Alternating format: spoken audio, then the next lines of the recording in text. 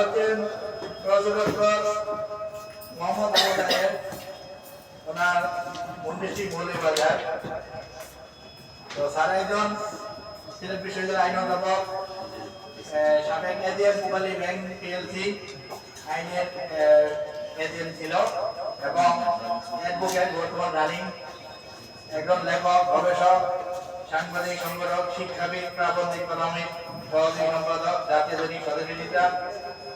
তো প্রধান উপদেষ্টা আমাদের সম্মিলিত উদ্যোক্তা ফোরামে। তো স্যারের অনেক অনেক সংস্থায় দায়িত্ব পালন করছেন, এখন স্যার বর্তমানে অবসরে আছেন। তারপরে স্যার আমাদের ডাকে যখন আমরা প্রোগ্রাম আয়োজন করে থাকি, সেই অবসরে স্যারের অংশগ্রহণ করে থাকে, সেই সুদূর মৌলভীবাজার থেকে এসে তারা অনেক কষ্ট করে আমাদের অনুষ্ঠানের প্রধান অতিথি হিসেবে আসেন। 12 তারিখে আসার কথা ছিল, উনি সারিবদ্ধ কারণে আসতে পারেন।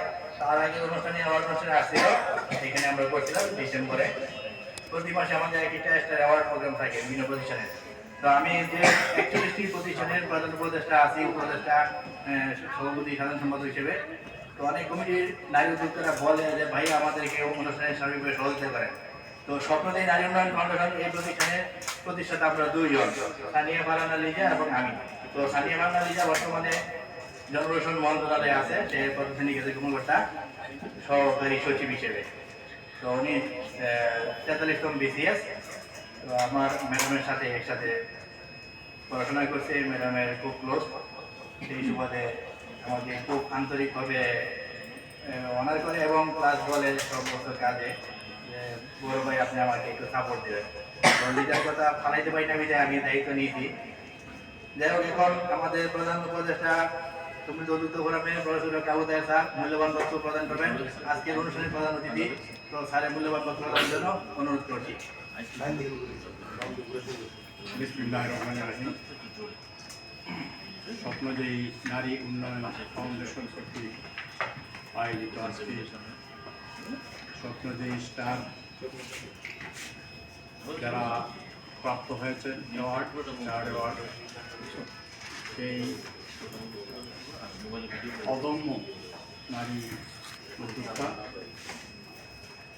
আমাদের দেশের বিভিন্ন এলাকা থেকে এবং ঢাকা থেকে এখানে উপস্থিত হয়েছেন এবং আজকের এই অনুষ্ঠানের সম্মানিত সভাপতি, আমার অত্যন্ত অপ্রিয় ভাজন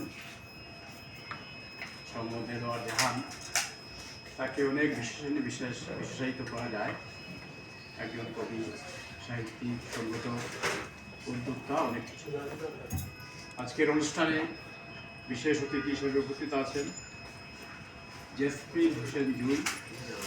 তিনিও অনেক গুণের অধিকারী, অনেক বিশেষণে তাকে বিশেষায়িত করা যায়। এবং আমার ডানে আছেন সৈয়দা শামীমা সুলতানা, অত্যন্ত অসাধারণ একজন নারী উদ্যোক্তা, অনেক সুন্দর কথা বলেন, গুছিয়ে বলেন, মর্নিং শো থাকে। সুতরাং আমি মনে করি যে উনিও একজন অত্যন্ত ডায়নামিক একজন এন্টারপ্রেনার। এবং আমার সাথে আছেন আমাদের মৌলভীবাজারের আরেক সাহিত্যিক এবং সাংবাদিক, তিনি সোসাইটি অফ জাতীয় গণমাধ্যম কমিশনের সম্মানিত সাধারণ সম্পাদক জনাব মোহাম্মদ আব্দুল সালাম সহ সম্মানিত সুধীমণ্ডলী। প্রথমে পবিত্র মাহে রমজানের শুভেচ্ছা জানাচ্ছি, কারণ এই রমজান আমাদেরকে আত্মশুদ্ধি এবং একটি মহৎ জীবনের জন্য, একটা তাকওয়াপূর্ণ জীবনের জন্য, একটা মানবিক জীবনের জন্য, মানুষ হিসেবে আমাদের একটা দায়িত্বশীল জীবনের জন্য এই পবিত্র রমজান আমাদেরকে শিক্ষা দিয়ে দেয়। এটি আসলে মুসলমানদের জন্য এটি একটা প্রশিক্ষণের মতো। যেমন আমি যদি একটা শিক্ষক হই, আমাকে একটা প্রশিক্ষণ দিতে হবে। আমি যদি একটা উদ্যোক্তা হই, আমাকে একটা প্রশিক্ষণ গ্রহণ করতে হবে।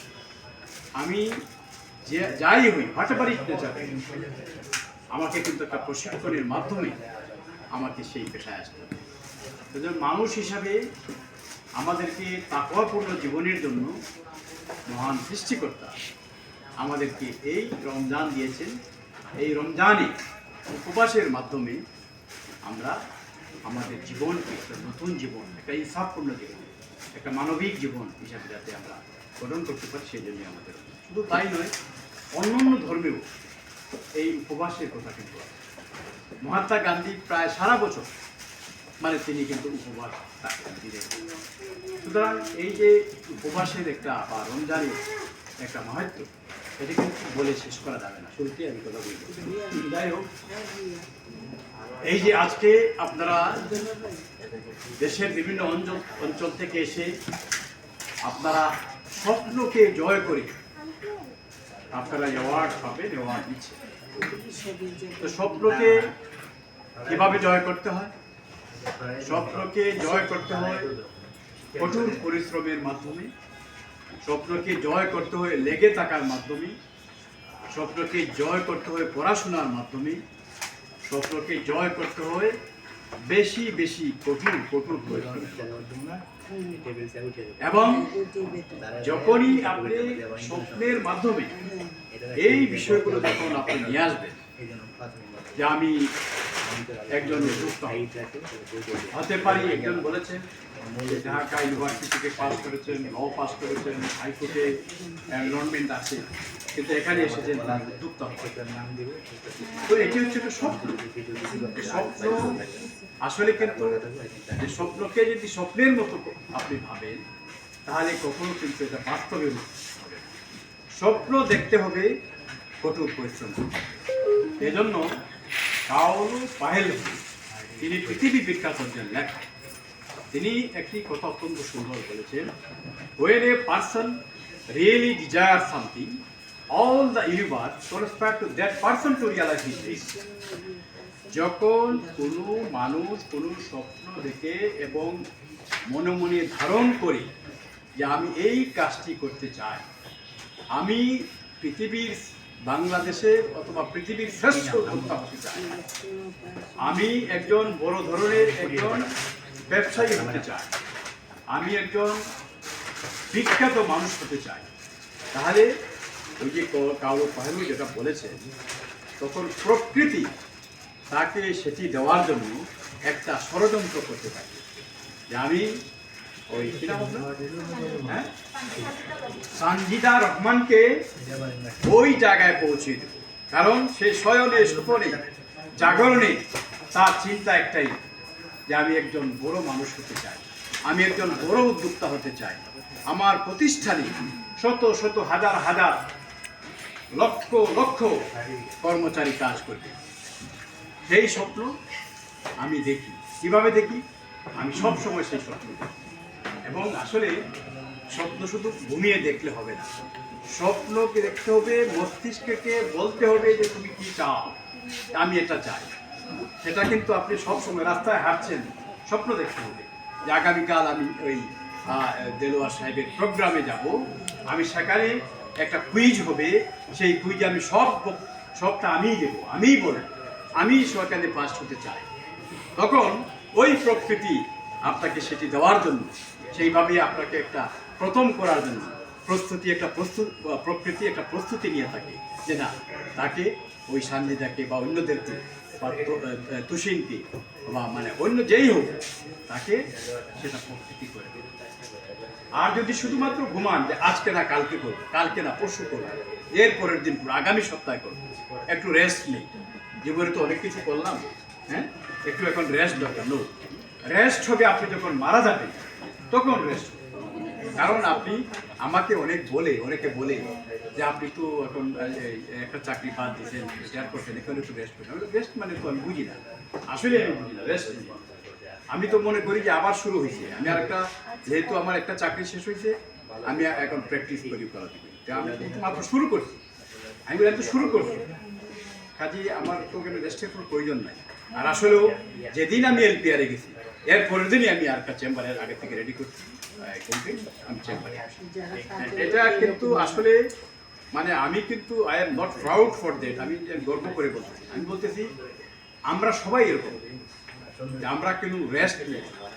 জীবনের আসলে কিন্তু রেস্টের জায়গা, জীবনটা হচ্ছে কাজ করার জায়গা, জীবনটা হচ্ছে স্বপ্ন দেখার জায়গা, জীবনটা হচ্ছে স্বপ্ন বাস্তবায়নের জায়গা, জীবনটা হচ্ছে অন্যের একটা ভালো মানুষ হওয়ার জায়গা, জীবনটা হচ্ছে সমাজের জন্য কিছু কাজ করার জায়গা, জীবনটা হচ্ছে পৃথিবীর মানুষের জন্য কাজ করার জায়গা।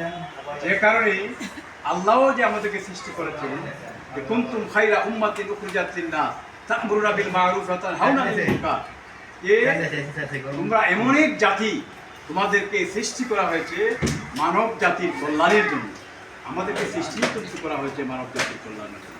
সুতরাং আমরা উদ্যোক্তা হব এবং আমাদের এই প্রতিষ্ঠানে শত শত মানুষ কাজ করবে, তাদের জীবিকা নির্বাহ করবে, এটাই তো স্বাভাবিক হওয়া উচিত। আমরা যেখানেই যা করি আমরা মানুষের কল্যাণের জন্য করি।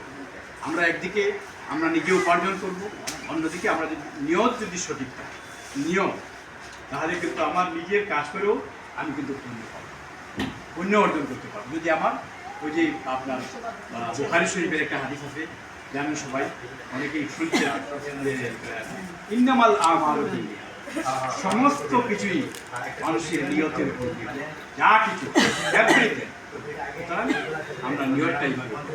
যাই হোক, আজকে অনেক কথা আসলে এসেছিলাম, আর আমার একটা বদনাম আছে, আমি নাকি কথা বেশি, আসলে বেশি তো ভূমিকা তো কিছু কথা বলতেই হয়, বুঝলেন না? তো আসলে আপনি যে আজকে আপনি প্রধান অতিথি হওয়ার আরেকটা যন্ত্রণা, যে আগে তো সবাই বলে ফেলে, পরে আর কি বলা, মানে আজকে হচ্ছে আন্তর্জাতিক নারী দিবস। আন্তর্জাতিক নারী দিবসটা হচ্ছে এটা আজকের এবছরের কিন্তু একটা প্রতিপাদ্য আছে। প্রতিপাদ্যটা হচ্ছে আজকের পদক্ষেপ আগামীর ন্যায় বিচার, সুরক্ষিত হোক নারী ও শিশুর অধিকার। আজকের পদক্ষেপ আগামীর ন্যায় বিচার, সুরক্ষিত হোক নারী এবং কন্যা শিশুর অধিকার। তাহলে আমরা কি পেলাম? যে নারীর অধিকার হচ্ছে মানবাধিকার, নারীর অধিকার, শিশুর অধিকার হচ্ছে মানবাধিকার। সুতরাং নারী এবং শিশুর অধিকার নিয়ে বাংলাদেশে আমাদেরকে কথা বলতে হবে।